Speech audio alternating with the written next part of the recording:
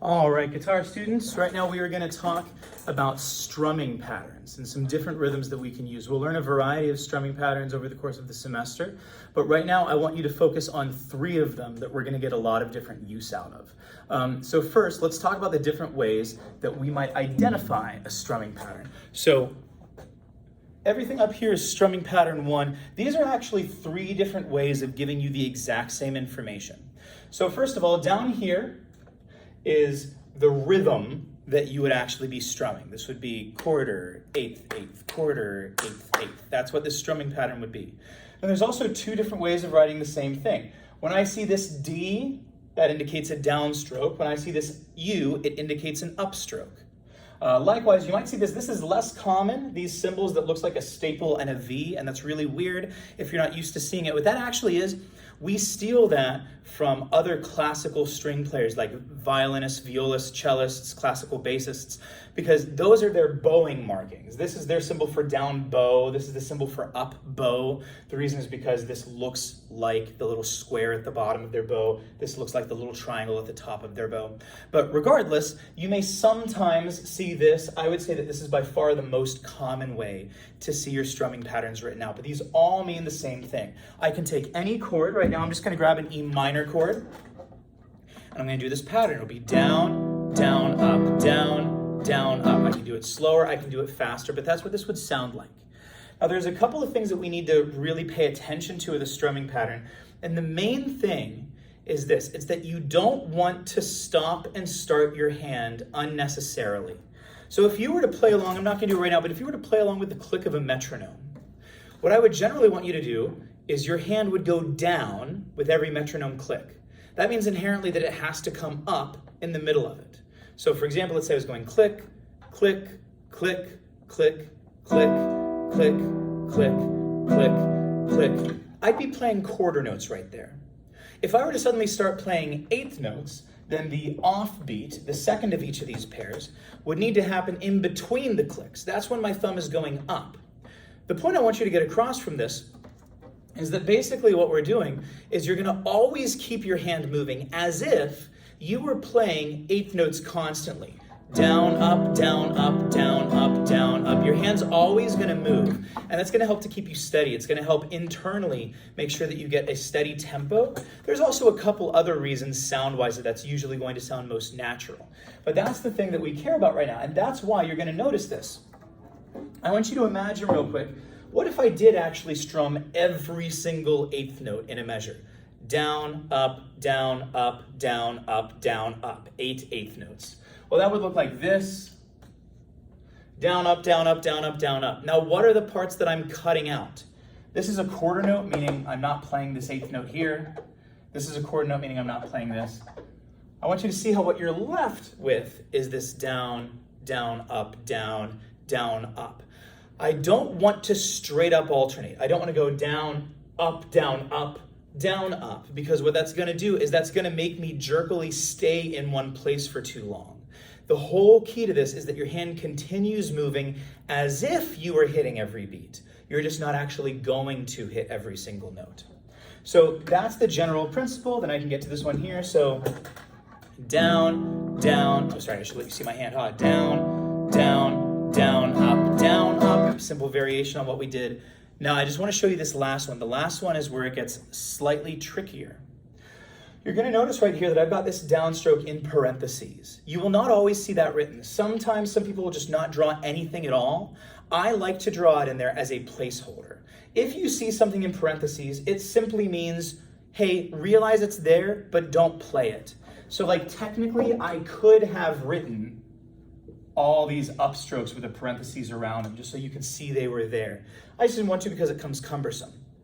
Anytime you skip a downstroke, that is inherently a less natural feeling thing.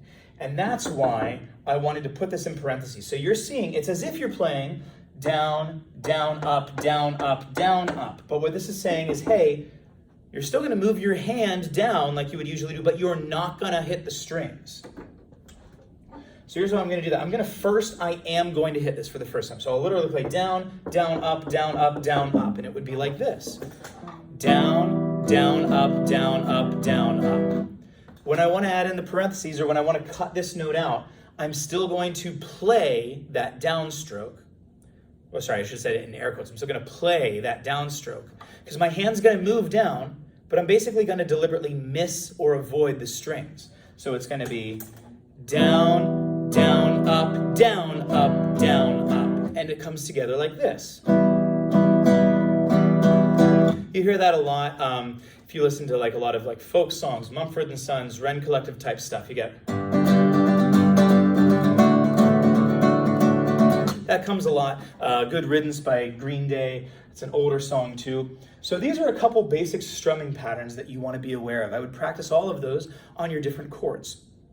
Let's talk real quick about putting this in practice with an actual song. So the first song that we're working on is going to be the song Country Roads, which perhaps you know. If not, go listen to it. It's a great song. We're just going to be playing through the chorus of it.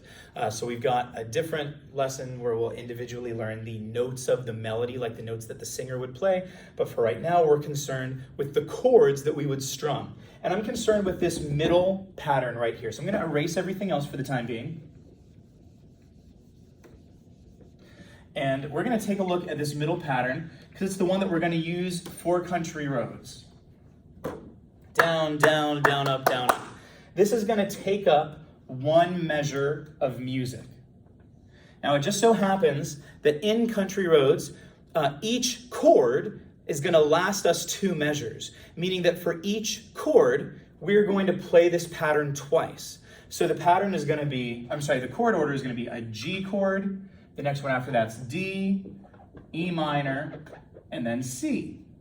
After that, we'll have, again, starts off the same G, D, it's going to end different, C, G. Each of those lasts 2 measures. Now, you'll see that on the sheet that I wrote out. Sorry, this is probably not, hopefully that appears better. That's a G there. This should be appearing on the page that I gave you of Country Roads, where you can actually see the notes written out, and over top of each one of those notes are, hey, here's the chord that corresponds with that. Here's the chord that's happening at that given time.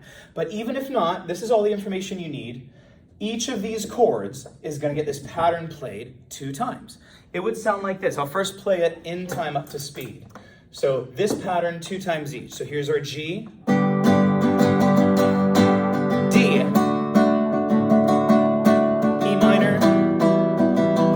get the idea. I can continue on beyond that. So hopefully that much makes sense right there. Now, if you try to do that, you might notice that once you grab one chord, it's not that difficult to continue the pattern. I can go, I could play that pattern probably over and over on that chord. The hard part, and we talked about this before, is going to be switching between chords. You're likely to get this for a while. Second, I gotta get to my D chord, right? And there's gonna be that break in between things, and that's what we want to eliminate. And so I want to tell you about one trick that we do. We cheat the chords a little bit. And so kind of what I mean by that is that we're actually going to cut off the very end of the second time through our strumming pattern. Listen to this real quick. So I'm just gonna try to give you a different angle here, hopefully that you can see a little bit better. Yeah, that'll be great. So listen to this. I'll go quick and then slow.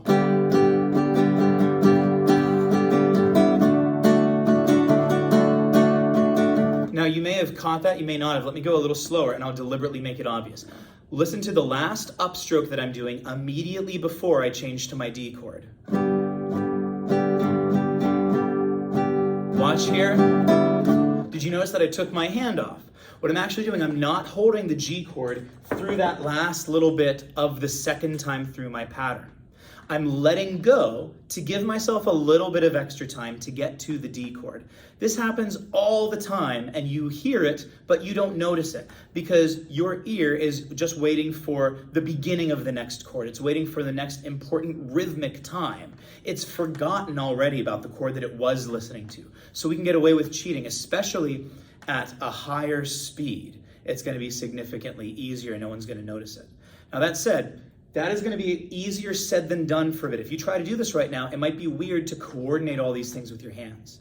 And so as I will always do, I would recommend very highly that you do this in small parts. You isolate the tricky part. So what I would do is I'm going to take just the end of my pattern, where I go the G downstroke, followed by the upstroke where I let go, followed by the next downstroke D. And I would do just those 3 motions slowly. If that's still too tricky, take just 2. Just do the G, followed by the failed upstroke.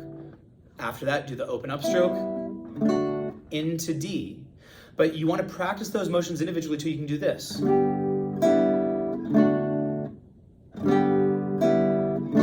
Take it with the metronome and slowly increase your speed until it feels like a very natural thing to do. The first couple times you do this with any chord change, it's going to feel odd and you're going to have to spend a good bit of time getting used to that. But once your hands get used to the idea of releasing on that last upstroke, then it's going to start to come naturally and you're going to be able to do it all the time without thinking. And that's the best way to connect your different chords together. So as you play your strumming pattern, you don't have to then wait and have an awkward gap before you play the next chord. Hope that helps. Happy practicing.